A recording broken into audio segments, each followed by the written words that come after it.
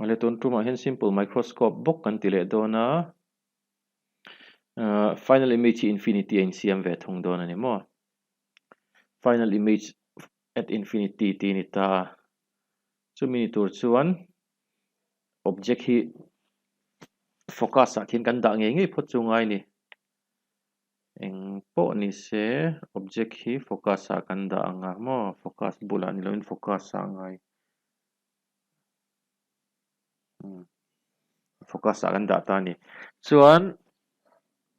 parallel ray khan la phei le tai la object he ta tangin parallel ray kan la ta a chuan khi refraction nu kha chuan focus a khan lut tlang tur ani ta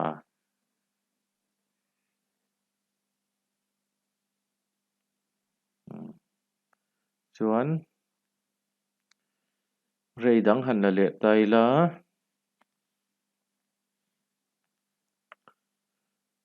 chu optical center a hian at lut tlang ve thunganga optical center a lut tlang chu undeviated ani dona chu wang khimi line pani khin parallel angai ton ta ni chumo focus khin chen that lo chuan in parallel du lo thina tikhian chuan object na image kha right side lama hian in siam don ta lo nin mit don lo ta chuan tikhian in hemi pahnih hi helam han zom le taila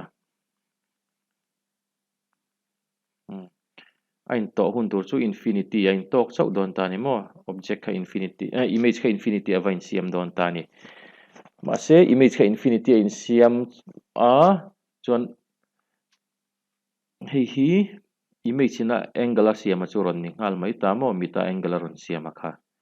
tla hian mit lo ta a chuan alpha tura kha hi object hi a b lo ni le phot ta se object kan da na tura hi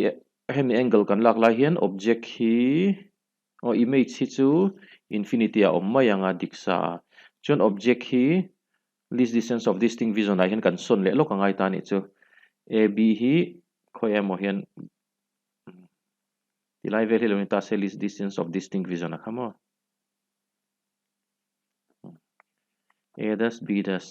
lo ni ta se chuan khi object kha a b tho kha ni ta ni khi chuan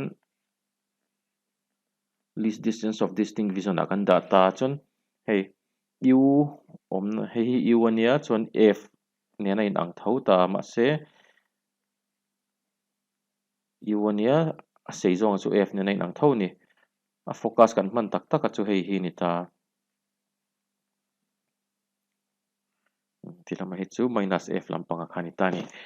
chuan kan du a kha zong le ta photila chuan hetilai hi zom ngai pakhat kala nei ni mo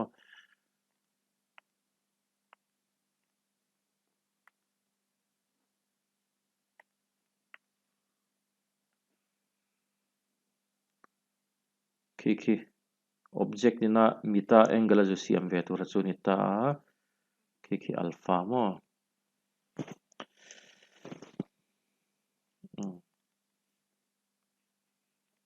hemi angle hi alpha ni ta chuan f le a khi in coincide ti nai chumo a le f hi point khata om ta ni chuan tuna chuan magnifying power definition atangin m equals to beta by alpha lo le phot ta ti hian angle subtended by image chu beta mo chuan by object chu alpha lo ni ta chuan an tangent tin kan thlak leang a chan chu small angles an ni wangin an tangent khan kan replace stop thei kan ti kha chuan alpha hi tan alpha tura chu ab by a das b das mo a das b das by c a das mo tan beta chu a das b das by c a das alo ni ta chuan tan alpha hi a letling zone kan da angai ta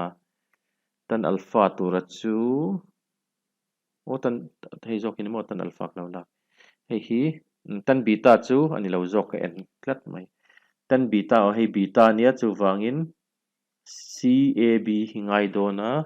AB by CA ni chetiro AB by CA chuan tan alpha kan divide dona tan alpha chu A dash B dash by C A dash hei la ling zong ka ziana chan chu divide tu kha multiply tu ka lialin chuan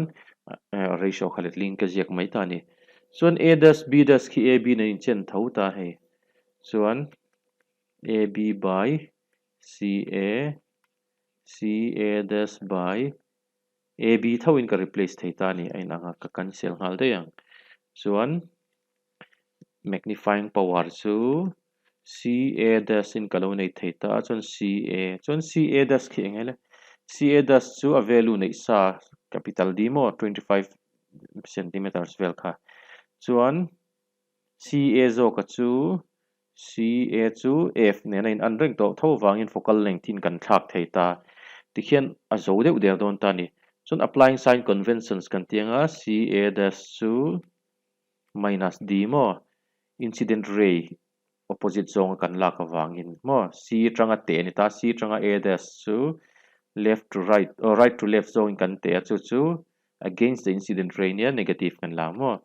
chuan CA ve thung chu CA po negative alak tho ngai don ti nai chu CA chu UMO FMO mo minus F po kan ti thei ta ni mo tikhan M chu a zo der ani khi tikhian minus D by minus F anianga cancel de la magnifying power chu D by F hey in case of image formed at infinity hey normal adjustment te pon ti thin normal adjustment